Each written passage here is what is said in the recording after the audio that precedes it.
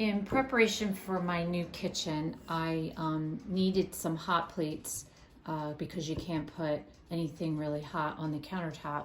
And so I came up with this clever idea of using a tile.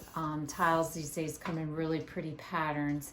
And since my kitchen's gonna be gray, I found this tile and I purchased these little bumpers that are self-adhesive. And I got this at Joann Fabrics, but you can find it pretty much at any craft store. And so basically all I'm gonna do is take the rubber adhesive and put it on the back, on the corners of each of the tiles. So that way it doesn't scratch the surface. And it's a really cute coaster to put on your countertop or on your table when you're serving company. So a cute little easy hot plate that you can just have on your countertop to put hot pots out of the oven.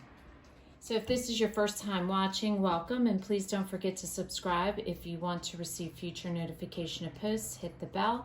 And if you like the video, please give us a thumbs up. It lets us know what you'd like to see in the future. And thanks for watching. We'll see you again soon.